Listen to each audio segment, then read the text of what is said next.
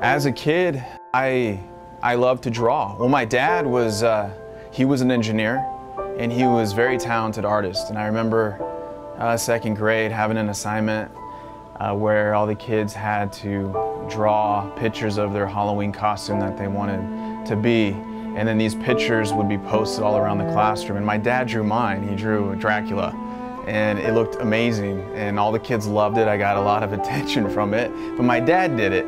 But what that did was that inspired me to want to be like him and to want to learn to draw really well.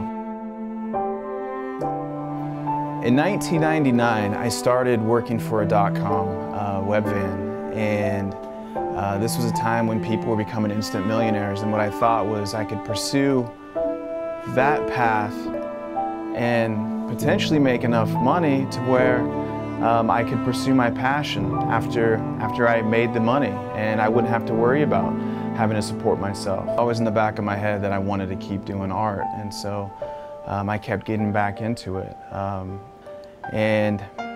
I got into a car accident, and I became addicted to the pain pills that I was taking for my pain.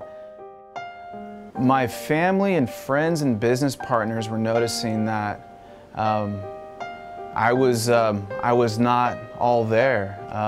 My ability to process information wasn't very strong. I was in a haze, and so the plan became you got to get off this stuff that you're taking. I was taking Suboxone at the time. And you got to get clean. My friends and business partners and my family were pushing me to go into rehab, get clean, come back, and start working together again. And so I started to research rehabs around the country, and I found one that was the most affordable and the one that had the best reviews based on how much I could pay in Morrow, Georgia. About a year later, while I was living at a sober living house in McDonough, I learned of this famous sculptor, Andy Davis. I knew I had to meet him, and so I walked into his studio and I introduced myself, and we talked for about an hour, and then I said I had never sculpted before, but I really thought that the hand was a very difficult thing to draw and to capture the right way, but if you did it, it looked so cool. Just something as simple as the hand. I brought this by his studio. He looked at it, and from that sculpture, he made me his assistant, his studio assistant.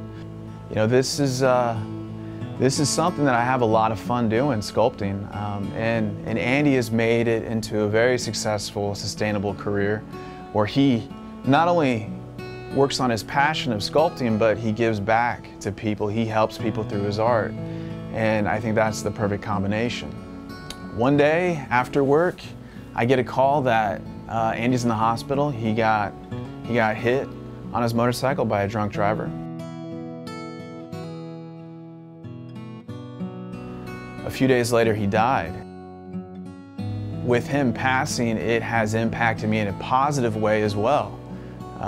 Because it's really forced me to dig deep and find it in me to do it. Because I think we all have it in us to do whatever we're going after. It's just how long are we willing to work at it. It was my duty to kind of finish what he started as well. So I had a variety of things motivating me, and I thought the only thing that's holding me back from it is me. And all the resources are out there, I just got to do it. And so this is my Martin Luther King Jr. sculpture right here, and it hasn't been easy. It's not only a symbol of what planning and perseverance can do for you with my own journey, but the fact that I'm doing Dr. Martin Luther King Jr. Has had some similar ties to this as well, because when I think of Dr. King, I think of a symbol of someone who stood for relentless perseverance. And I know that he fought for civil rights, but I think that that's not all he fought for. I think he fought discrimination towards all of mankind. And I think that it's important that I work on projects that can benefit everyone. It's not just the peace that comes from working on clay with my hands or painting a picture, the whole organic process to it. That's a lot of fun and seeing it develop, but it's more than that.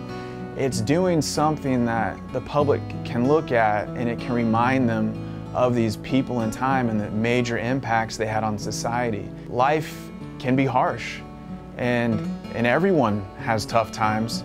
And to get through those tough times, I think your perception is what's key, is realizing it's only for a minute and it's up to you to change it. And you can change it. You just have to keep pushing along.